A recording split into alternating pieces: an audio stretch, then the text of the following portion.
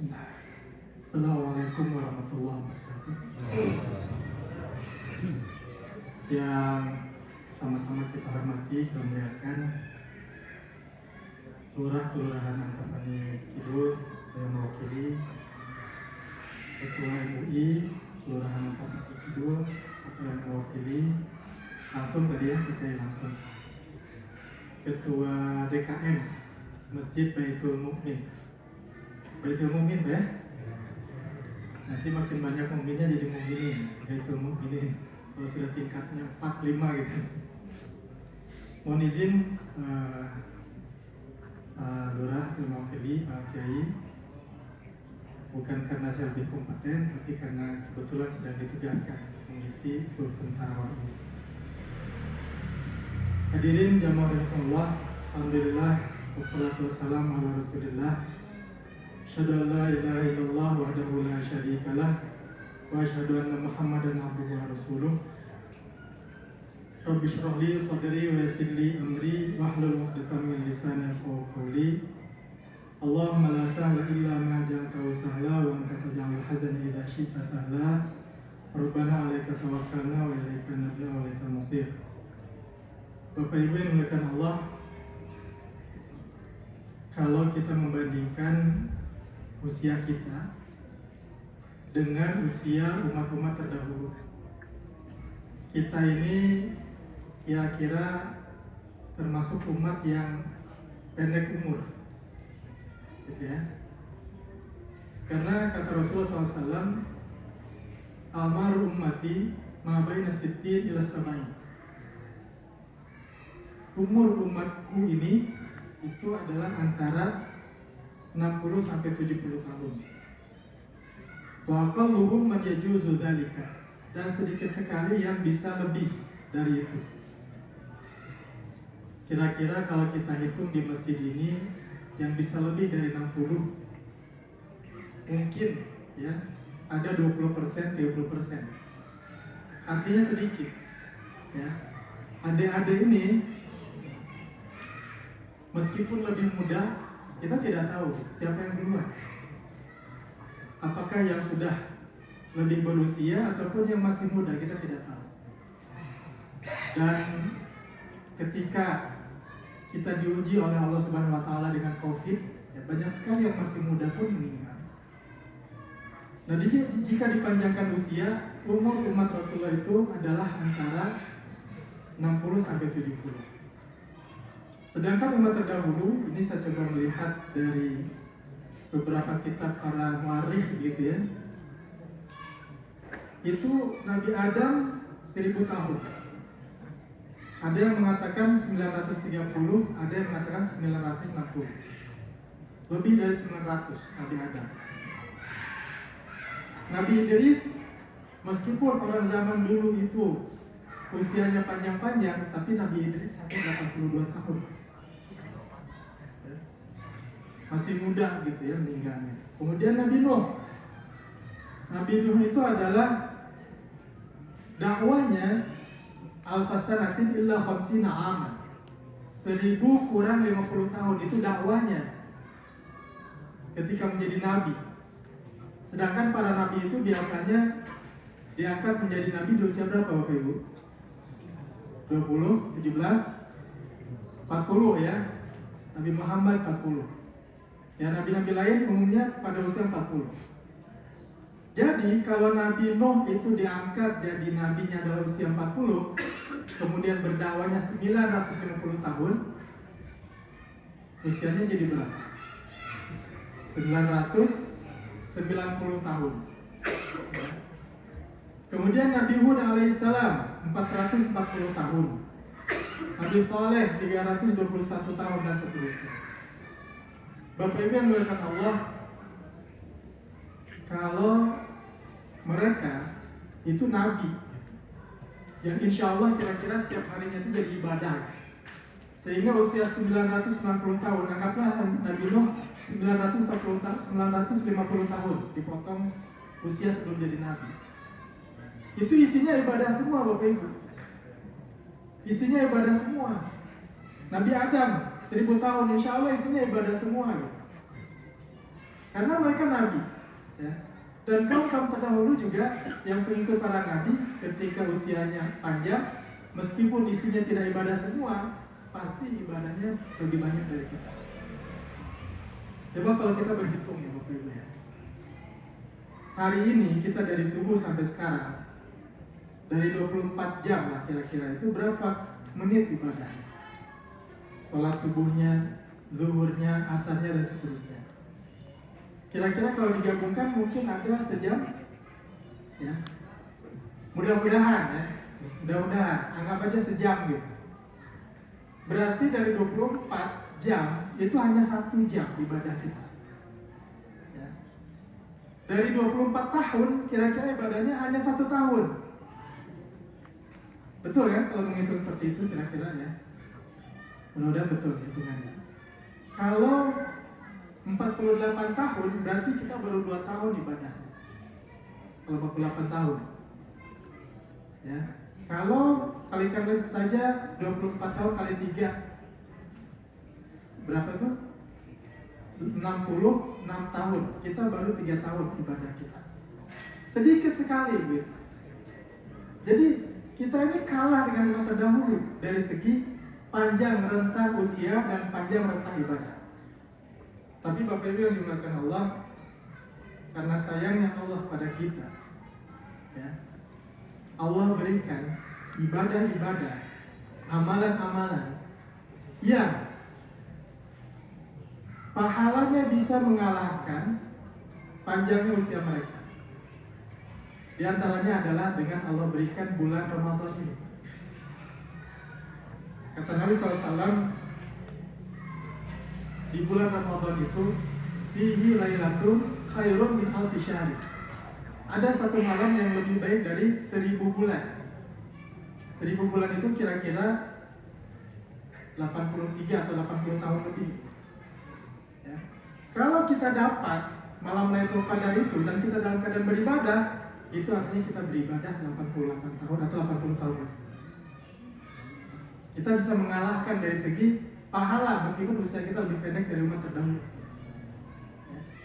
Di bulan Ramadan ini pula Allah berikan kesempatan kita meraih pahala puasa, pahala saum kita sebanyak-banyaknya. Ya, kata Allah Subhanahu Wa Taala dalam sebuah hadis, as-saumu li, puasa itu untukku, wa ana ajzi bihi, dan aku yang langsung memberinya pahala. Jadi Bapak Ibu kalau sholat itu kan ada spesifik hitungannya.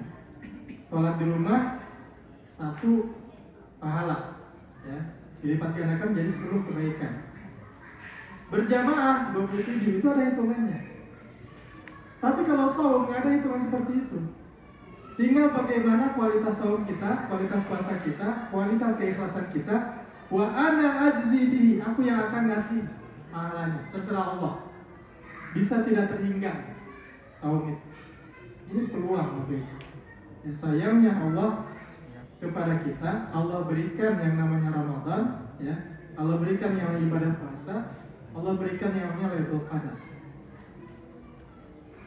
Lebih dari itu Bapak Ibu, kalau mau mendapatkan pahala puasa lebih, tinggal kita memberikan orang berbuka puasa.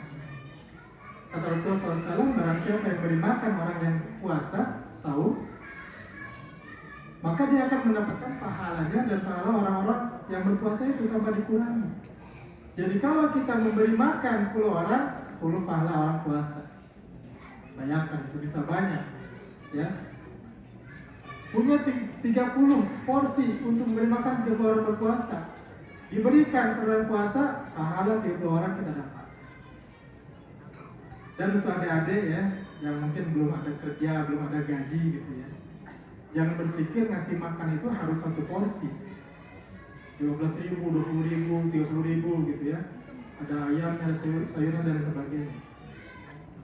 Dengan uang 10.000 sebenarnya kita bisa belikan aja misalnya gorengan 10.000 dapat 10. Ya, tinggal kita datang ke masjid, mana yang ngasih takjil, ya, piring-piring itu taruh setiap piring 1. Pasti biasanya yang diburu pertama kali itu, ya, gorengannya itu. Dan dengan 10.000 kita dapat pahala 10 orang. Bapak Ibu, ini peluang dari Allah Subhanahu wa Ta'ala yang kita susah mendapatkannya kalau di luar bulan Ramadan. Coba di luar bulan Ramadan, ada nggak orang satu masjid di puasa? Tahu? Susah. Ada Senin Kamis paling beberapa orang gitu. Nah, inilah kesempatannya kita meraih pahala sebanyak-banyaknya melebihi batas usia kita. Ya. Namun Bapak Ibu dimuliakan Allah, ibadah-ibadah yang tadi, ya, itu hanya bisa kita lakukan ketika kita masih hidup. Kalau sudah meninggal sudah nggak bisa. I'tikaf, apakah bisa kalau kita sudah meninggal? Kita i'tikaf di Masjid Baitul Mu'min misalnya. Saking sayangnya misalnya kita sama istri kita sudah meninggal gitu, mau i'tikaf dibawa dari kuburnya, dibawa ke sini untuk i'tikaf. Apakah dapat pahala? Tidak. Sudah putus. Saum juga sama. Nggak bisa bulan Ramadan kemudian yang dia di alam kubur ikut sahur gitu kan? Ya. Apalagi ikut sahur di rumah kita gitu kan, lari semua mungkin. Sudah nggak mungkin lagi karena sudah meninggal. Idza mata ibnu Adam inqata'a amaluh. Ini hadis ini masyhur, kita banyak yang hafal.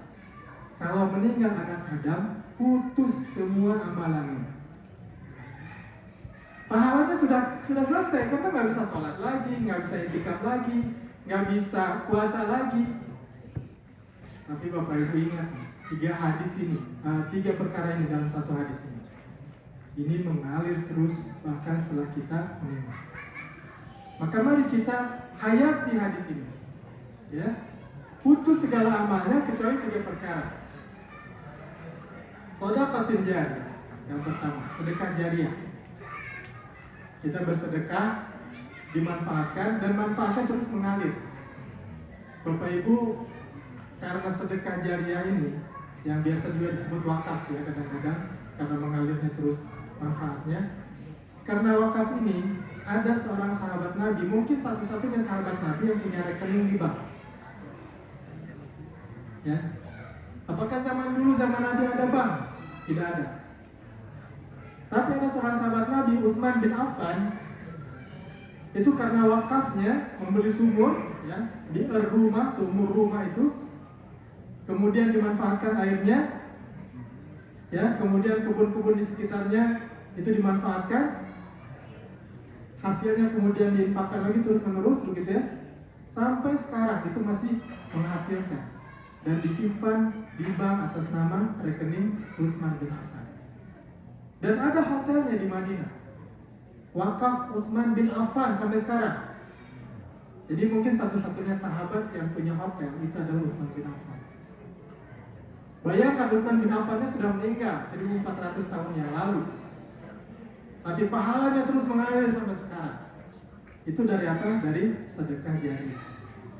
Maka ibu-ibu, bapak-bapak, kemanapun masjid yang kita singgahi, jangan lupa titipkan itu sedekah jariah.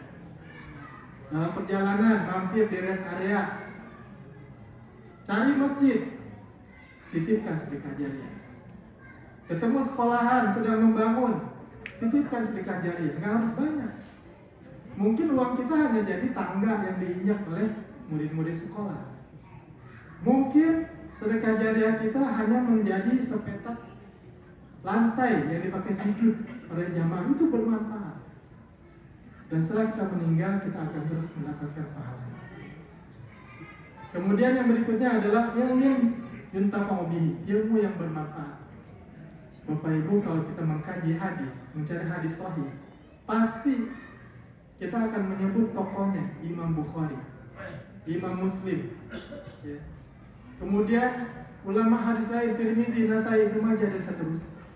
Sampai sekarang Bapak Ibu, orang sudah tidak ada, tapi ilmu yang bermanfaat dalam kitabnya itu yang dia susun terus digunakan dan pahalanya pasti mengalir terus. Ya, dan satu lagi, ya, anak soleh yang mendoakan orang tuanya.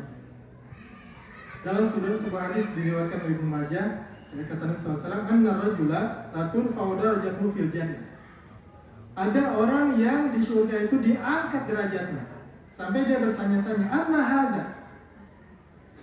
Kok bisa gitu? Saya naik derajat. Ya. Dia bertanya-tanya, kenapa gitu bisa naik derajat di surga? Padahal amalannya mungkin sedang-sedang saja.